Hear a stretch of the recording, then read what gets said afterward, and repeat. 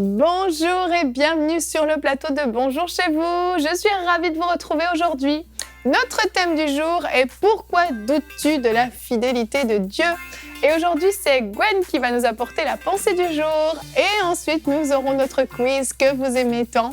Voilà, vous connaissez le programme? Je vais retrouver les chroniqueurs.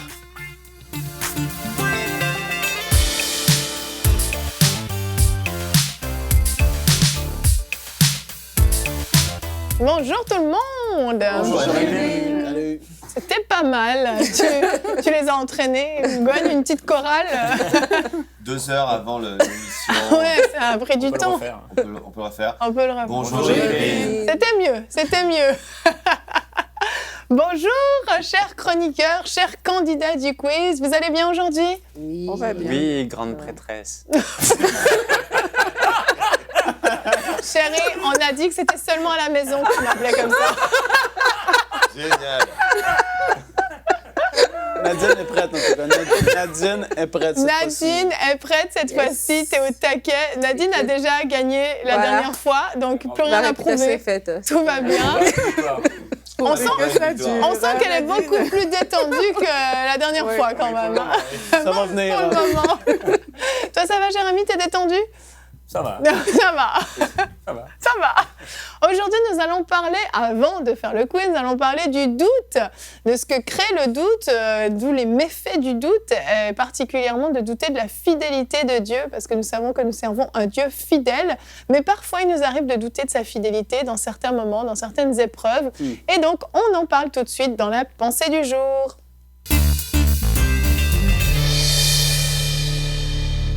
Et Gwen, le titre de ta pensée est « Dieu a-t-il vraiment dit ?» Tout à fait. Dieu a-t-il vraiment dit? Et aujourd'hui, on parle dans cette émission de doute. Et le doute, ce n'est pas le contraire de la foi. Le doute, c'est une puissance de distraction qui vient nous éloigner des promesses de Dieu, qui vient nous défocaliser de ce que Dieu nous a déjà dit. Dieu a mis une parole en nous, Dieu nous a parlé directement et il nous parle certainement en premier, mais le doute, c'est une puissance de distraction qui nous éloigne de cette parole que Dieu a semée. Et on peut regarder dans la parole de Dieu la première intervention du diable, c'est assez extraordinaire puisque sa première intervention, c'est une question. Et le diable dit, dans Genèse chapitre 3, verset 1, il va dire « Dieu a-t-il vraiment dit ?» Il va poser cette question à Ève, « Dieu a-t-il vraiment dit ?» Et le diable est un poseur de questions. C'est son rôle de venir nous faire douter de la fidélité de Dieu. C'est son rôle de venir nous éloigner du focus de ce que Dieu dit à notre sujet ou des promesses qu'il a prononcées sur nous. Et cette puissance de distraction, non seulement elle est là pour nous détourner, mais en plus, elle s'ajoute de mensonges parce que le diable est menteur dès le commencement. Et lorsqu'il va parler à Ève de cette situation, il va non seulement la détourner en posant une question, mais en plus, il va transformer ce que Dieu a dit. Et aujourd'hui, le doute, c'est ça. Et je prie que tu ne vives pas dans le doute. Et c'est une bonne chose? Amen. Yes. Et donc, je poursuis et on peut faire le parallèle avec la première intervention de Dieu, donc qui se retrouve en Genèse chapitre 1. Et lorsqu'on voit, ça fait un paradoxe parce que Dieu dit que la lumière soit. Et c'est une affirmation.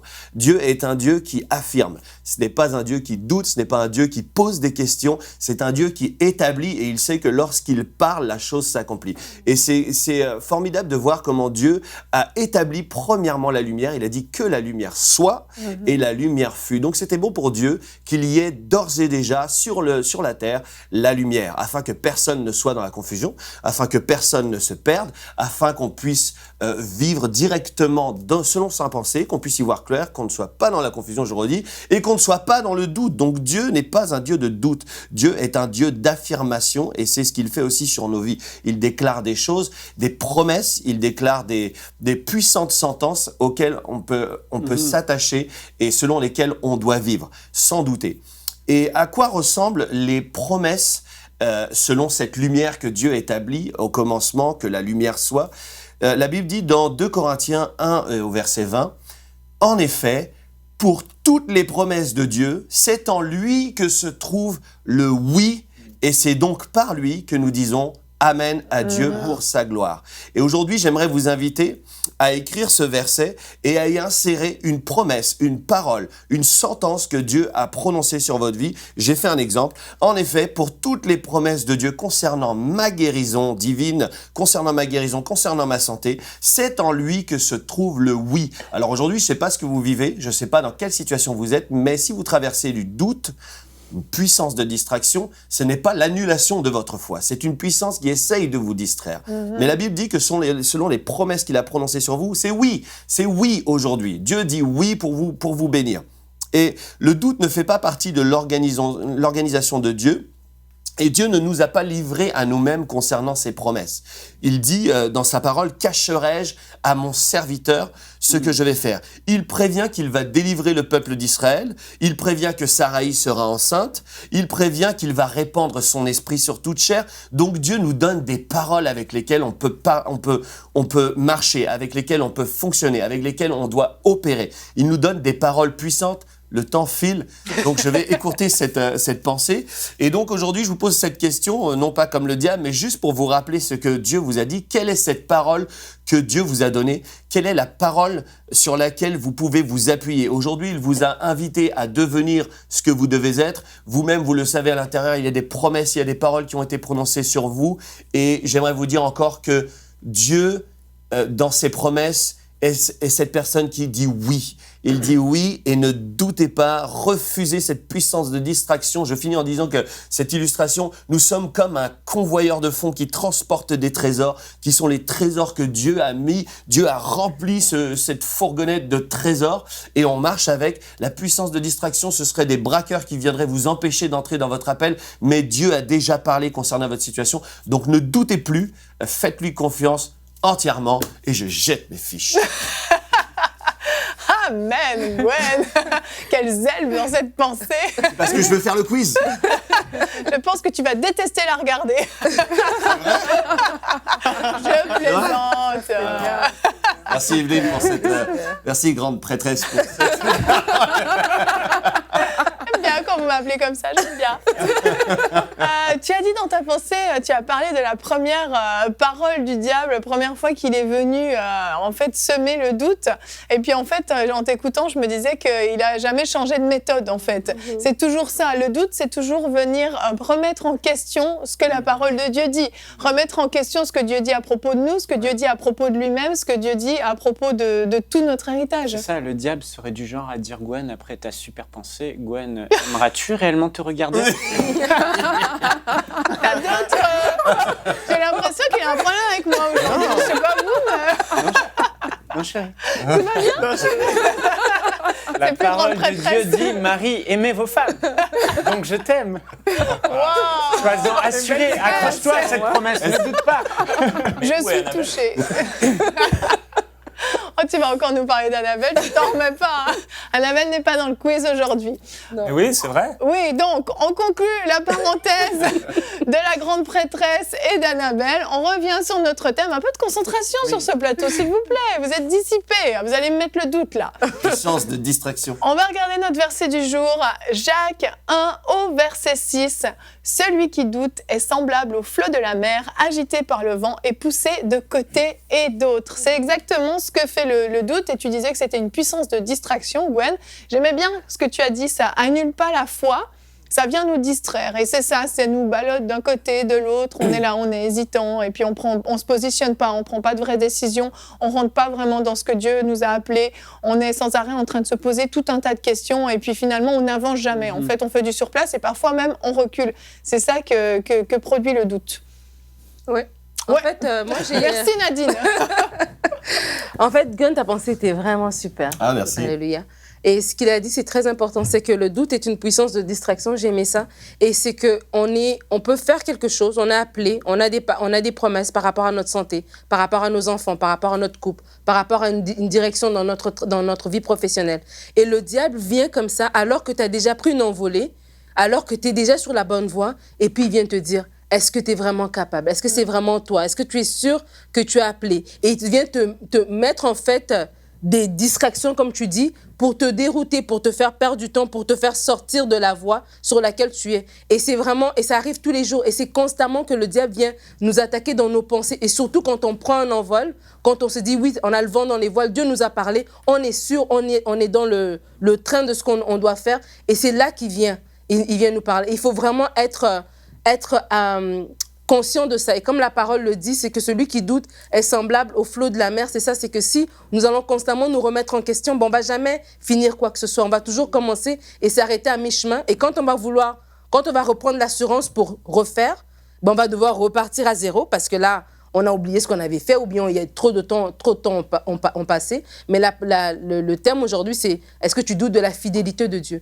Alors, ce qu'il faut faire, c'est qu'il faut se rappeler que Dieu est fidèle. Dieu ne ment pas. Sa parole est la vérité. Ses promesses sont oui et amen. Il faut constamment se rappeler de ça. Et des fois, pour se rappeler de la fidélité de Dieu, il faut regarder en arrière pour voir juste quel est le chemin que j'ai déjà parcouru avec Dieu. Tu sais, Jacob dit, il revient et il dit, j'ai traversé le Jourdain avec un bâton et je reviens avec 2 camps.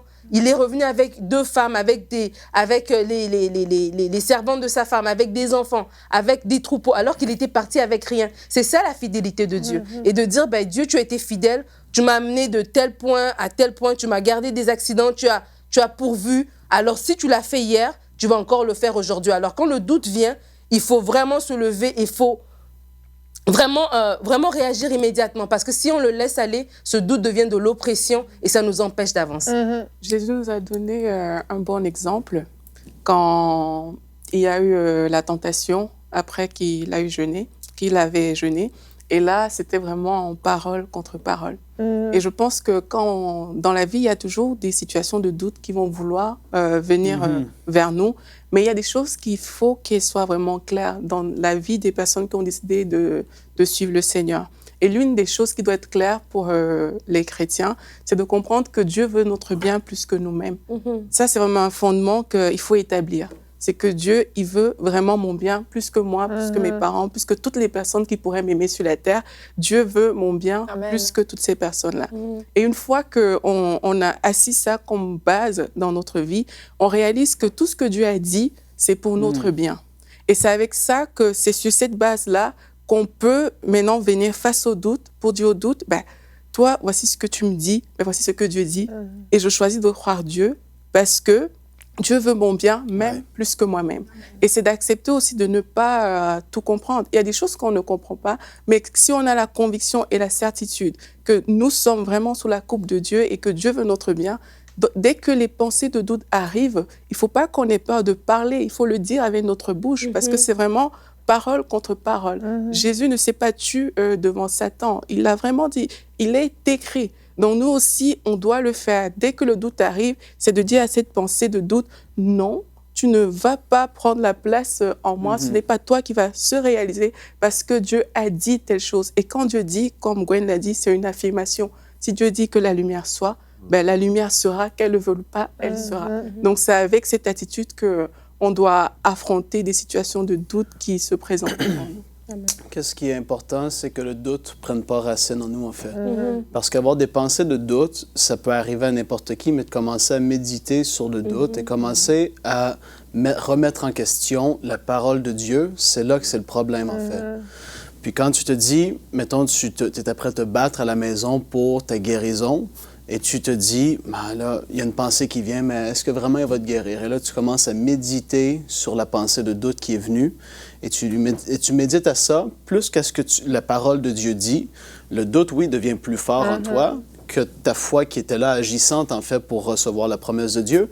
Mais le doute, quand elle va prendre racine, c'est là que ça devient dangereux parce que tu crois le mensonge plus que tu crois la parole de Dieu. Et c'est là la guerre qui est là pour tellement des enfants de Dieu. C'est la guerre à ce passe-là, en fait. Pourtant, tu es capable de croire qu'il t'a sauvé, qu'il a mis son esprit en toi. Et puis des fois, je veux dire, on a tous ces combats-là. Tu te dis, mais la guérison doit venir ou la provision financière va venir. Dieu, je mets ma foi en toi. Et le doute, s'il prend trop de place à l'intérieur, oui, c'est ça. Il y a vraiment ce combat-là entre le doute et la foi qui est là. Et Jésus, il veut pas qu'on soit comme ça. Il a dit.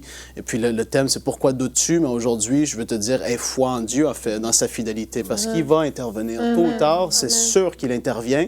par ce qu'il a dit. Et peu importe ce que qui dira, c'est sa parole qui est le point final, qui est l'autorité suprême sur toute chose sur cette terre. Et ce à quoi tu fais face, c'est la parole de Dieu qui est le dernier mot. C'est ça qu'on doit s'armer de cette pensée-là et pas laisser le doute s'enraciner. Si ça s'est enraciné aujourd'hui, refuse ça, déclare-le. Doute, tu t'en vas de ma tête, c'est fini avec toi, je médite plus sur toi, je médite la parole et là, tu vas commencer à pouvoir progresser davantage.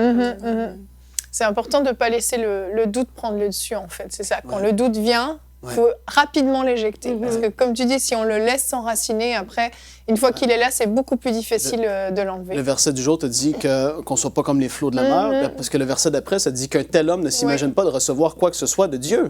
Et c'est là ça prend au sérieux. Tu dis, sois pas dans le doute comme ça, parce que tu ne vas pas rien recevoir. Et c'est le verset d'après qui est super puissant et important de saisir aussi. Exactement.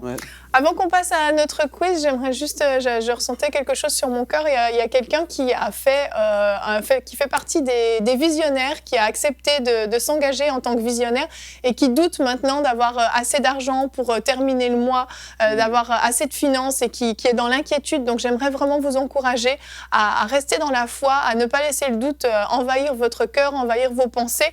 Dieu est fidèle et là vous avez semé, vous avez mis en pratique la parole de Dieu, vous avez semé. Donc soyez encouragés. Le Seigneur va pourvoir peut-être à la dernière minute, mais ne laissez pas le doute vous envahir ni la crainte vous envahir. Voilà, je voulais juste vous encourager. On va maintenant passer à notre quiz.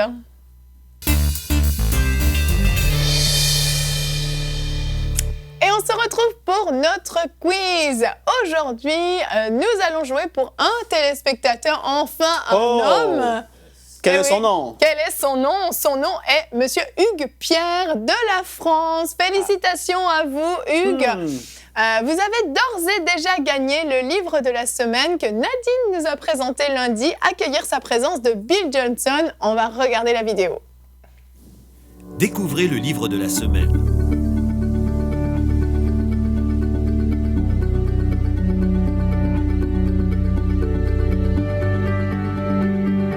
Disponible sur maboutiquechrétienne.com. L'équipe bleue commence déjà à rigoler, à s'impatienter. Apparemment, vous avez quelque chose de prévu, j'ai l'impression. Mais avant que vous fassiez votre petit spectacle habituel du quiz, je vais laisser Jérémy son petit cœur palpiter encore un petit peu. Merci. Et je vais vous dire, parce que en fait, il faut savoir que Jérémy vient un très grand stress à chaque fois avant qu'ils fassent leur show. Je ne sais pas ce que c'est. C'est des techniques d'intimidation, ça? Absolument, vous pouvez la pratiquer Faut également. Pas douter. Je tiens juste à vous dire, chers téléspectateurs, vous nous demandez souvent comment on peut faire pour s'inscrire au quiz. C'est facile, soyez donateurs. Donc c'est une façon de remercier nos fidèles donateurs pour leur soutien si précieux. Donc c'est pour ça nous sélectionnons parmi nos donateurs. C'est fait complètement au hasard, je tiens à le préciser. Mais voilà, donc si vous voulez vous inscrire au quiz, devenez donateur. Voilà, c'est facile. Donc, nous allons commencer et donc je vais avoir un effet de surprise. Mais que va-t-il se passer? Équipe bleue, est-ce que vous êtes prêts? Nous sommes prêts! Pas vrai!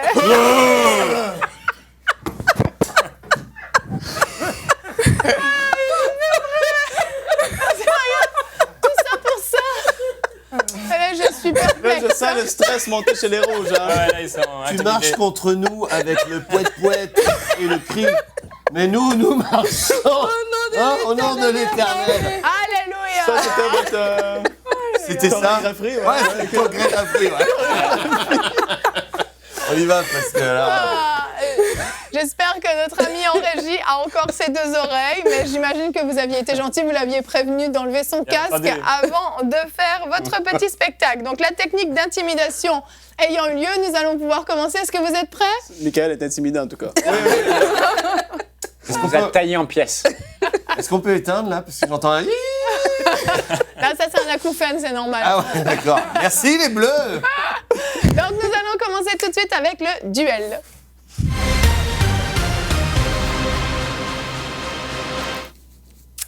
Question numéro 1, on allume les buzzers. Vous êtes tous prêts à commencer le quiz? Nadine, t'es prête? En fait, c'est eux qui sont devenus sourds, je pense.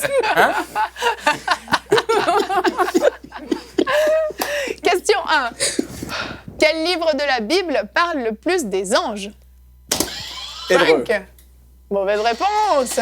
Jérémy. Matthieu. Mauvaise réponse. Des anges. Apocalypse. Apocalypse. Merci Aurélie. Jérémy, ton livre Ah oui, favori. là. Je suis déçue là. Moi aussi. Je suis C'est déçue. Cantique des Cantiques. Équipe rouge, donc il faut appuyer sur le buzzer si jamais. hein. C'était quoi la réponse? Apocalypse. C'est vrai. Apocalypse. Apocalypse, c'est le livre de la Bible où on entend le plus parler des anges. Hébreu aussi. Ouais, mais on va pas souvent lire Apocalypse. Bah, ça dépend qui, hein. Jérémy, chaque jour, il relit l'Apocalypse en J'ai entier. lu hier soir. Je crois pas. Tout l'Apocalypse. Non. Ah, OK.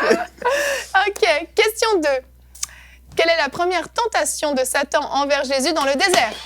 Chérie? Changer la pierre en pain. Bonne réponse, exactement. On peut trouver cette réponse dans Matthieu 4 au verset 3. Égalité, un partout. Question 3. Israël fut séparé en 2 régions après le règne du... Oui. Mauvaise vrai. réponse. Mauvaise réponse. Judas. Bonne réponse. C'était quoi la Il a question? pas donné. Je sais pas, mais je savais que c'était en 2. Il y avait Judas et puis l'autre. Il est pas croyable. Non, Mais il a pas donné l'autre. non. Non, mais Non, c'est elle a ça pas la demandé. question. C'est quoi? C'est pas ça la question. Ok. Ah, c'est quoi la Yes. Ouais! Israël fut séparé en 2 régions. Est-ce que tu es allé voir le quiz avant? Israël fut séparé en 2 régions après le règne du roi Salomon. Israël était au nord, qui était au sud. La tribu de Juda, Ah. gros coup de Gloire à bol quand même. Dieu. Un Non, gros c'est pas coup de un coup de bol, c'est un bol. coup de génie. Puis, t'es Gros ma coup de femme, bol. c'est toi qui fais les quiz, donc je te connais un peu. Bah, c'est pas moi qui fais cette partie-là. ok. On trouve la réponse dans 1 roi au chapitre 11 et 12. Question 4. Équipe bleue, faut y aller parce qu'il est au taquet, Michael. Hein. On reconnaît un arbre à son fruit. C'est oui. Mais c'est quoi? On reconnaît un arbre à son fruit est une citation de Jésus, vrai ou faux? Vrai. Bonne réponse, Aurélie. C'est Oh bon, là allez, là. faut sauver, hein. C'est bon. Vous ne me laissez même pas le temps de lire la question à la maison. Ils peuvent même pas essayer de Ouais, jouer ouais, avec c'est nous. vrai. Pensez à nos Il amis. faut qu'il soit aussi rapide. Il faut être rapide. Hein. 2 partout. Question 5. C'est la dernière question, hein, donc qui va tout départager. Question 5. Qui, Paul, a-t-il laissé malade à Milet? Jérémy? Trophime. Trophime, exactement. Bonne réponse. Yeah, bravo l'équipe bleue. Mais rien n'est joué encore, c'est juste le duel. Simplement, on passe maintenant à la phase 2, la phase de concertation.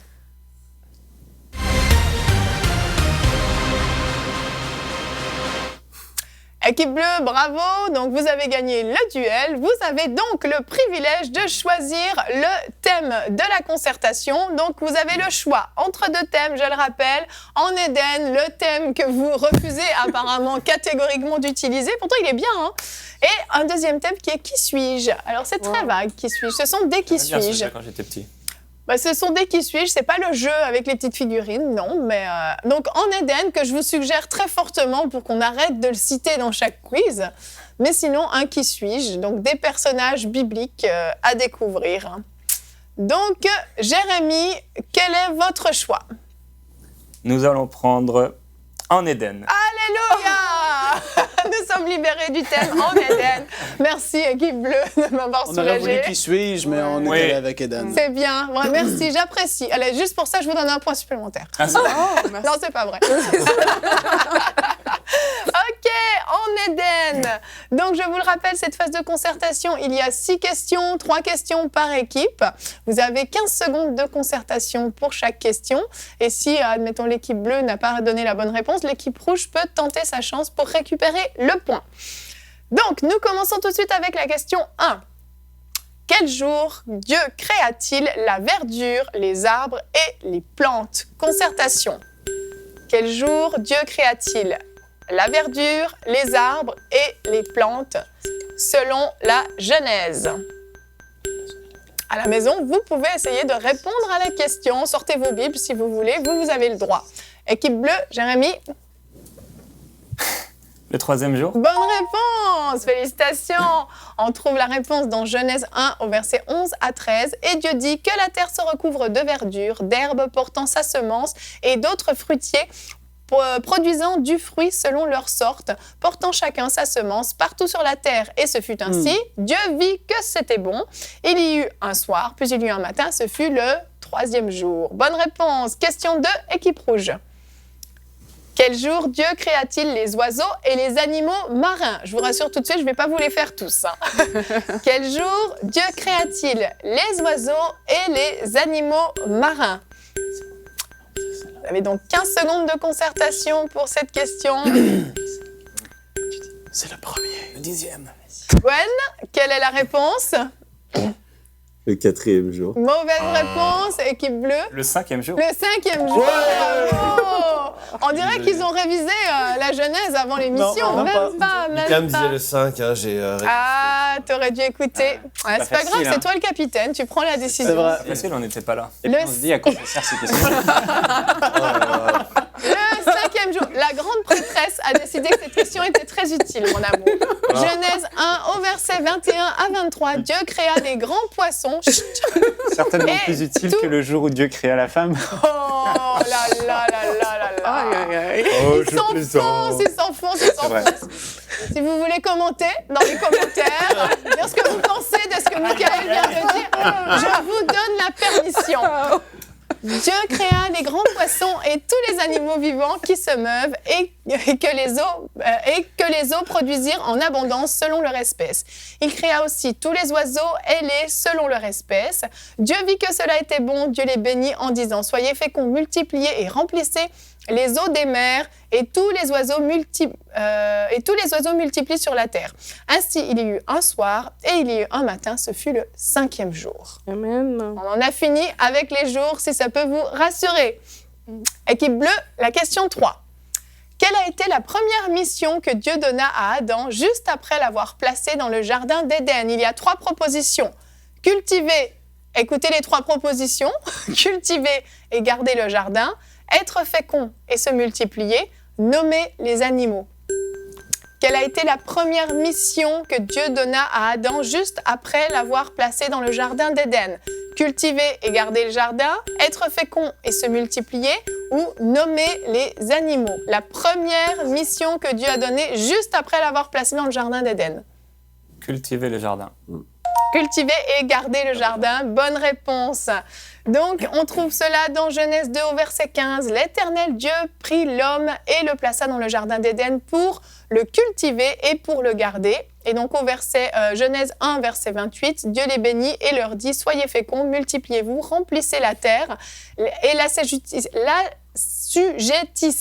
et dominez sur les poissons, sur les oiseaux du ciel et sur tous les animaux qui se meuvent. » Donc ça, c'était après. C'est bon? Très bien. T'es content? Très bien. C'est ça? Ah, je vois ça. Il est tout content. Question 4, équipe rouge.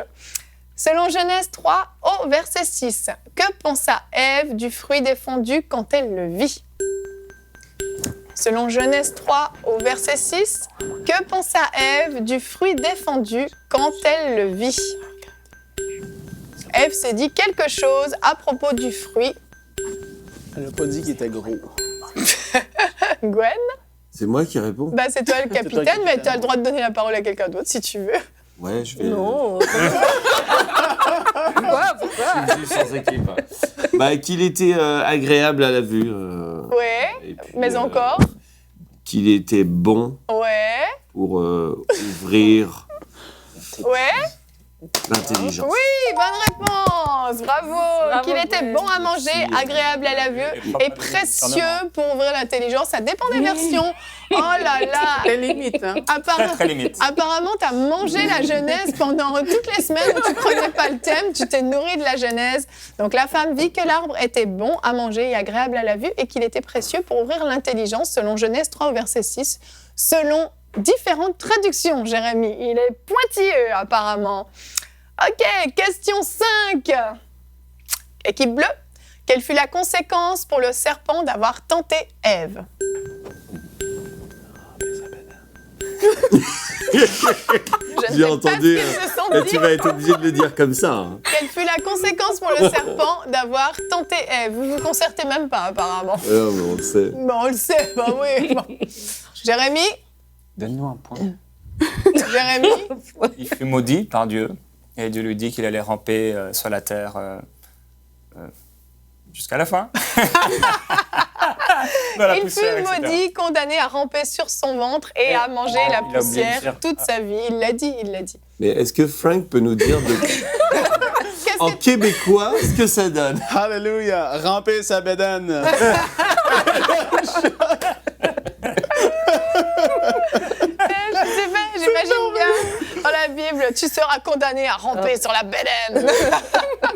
Donc on trouve cela dans Genèse 3 au verset 14. L'Éternel te dit au serpent, puisque tu as fait cela, tu seras maudit entre tout le bétail et entre tous les animaux des champs. Tu marcheras sur ton ventre et tu mangeras de la poussière tous les jours de ta vie. Question 6, juste pour le fun. Équipe rouge, oh Mickaël est désemparé, on dirait. Non, je pense à ma blague sur les femmes et je vous demande pardon à toutes les femmes.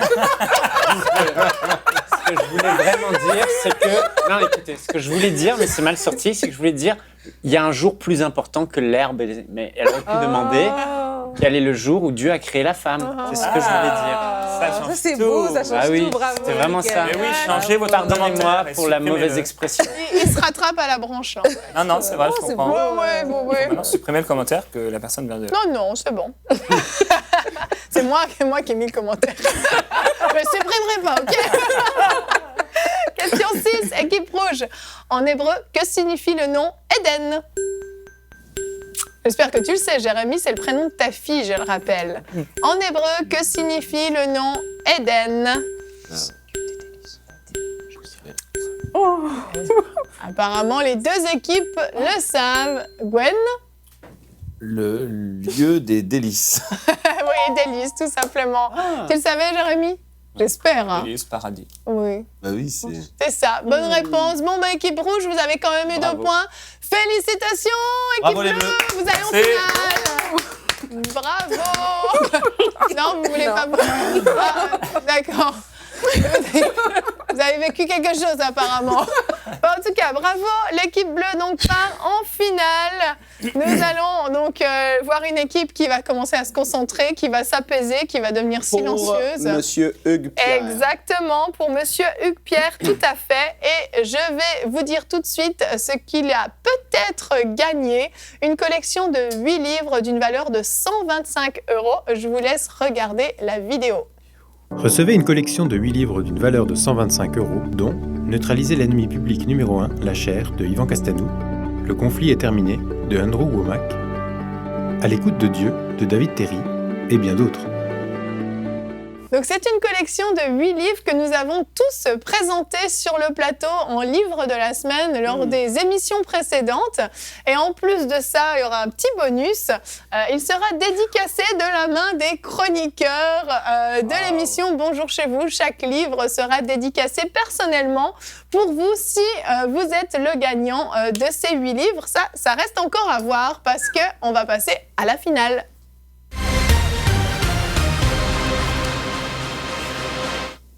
Donc, équipe bleue, je vous rappelle les règles. Vous allez répondre chacun votre tour à une question, en commençant par Jérémy.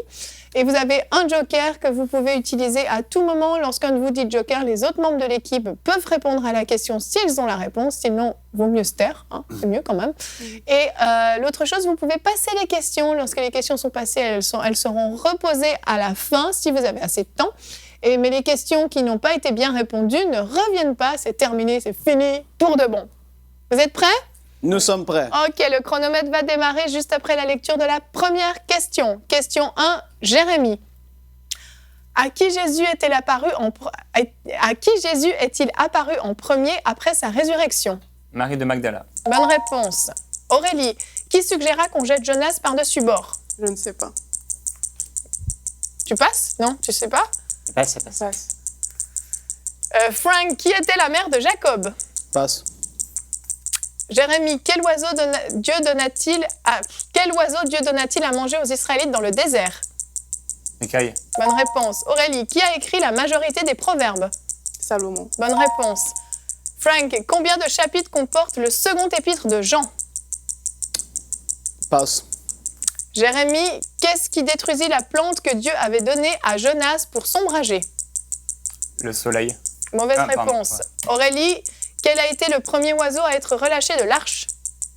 La colombe. Mauvaise réponse. Frank, sous quel nom grec était également connue la femme nommée Tabitha? Passe. Jérémy, combien de fils avait Gédéon? Passe. Aurélie qui suggéra qu'on jette Jonas par-dessus bord. Ah non. Frank, qui était la mère de Jacob? Non, ça marche pas. Rachel. Mauvaise réponse. Jérémy, combien de chapitres comporte le second épître de Jean? 3. Non, c'était 1. Je crois que j'avais pas la réponse. toi. Il était dur. On le refait ici Pensez chez à Aïe, aïe, Il aïe. était dur. Il était difficile, c'est vrai. Donc, verre. sous quel nom c'était... Alors, Ouais. sous quel nom grec était également connue la femme Dorcas. nommée Tabitha? Dorcas, exactement. Combien de fils avait Gédéon? 70. Oh. Qui suggéra qu'on jette Jonas par-dessus bord? Jonas lui-même, Ouais, en fait. Et puis, qu'est-ce qui détruisit la plante que Dieu avait donnée à Le Jonas ver. pour s'ombrager? Un ver, exactement. Quel a été le premier oiseau à être relâché de l'arche? Le corbeau. Un corbeau. Qui était la mère de Jacob? Rebecca.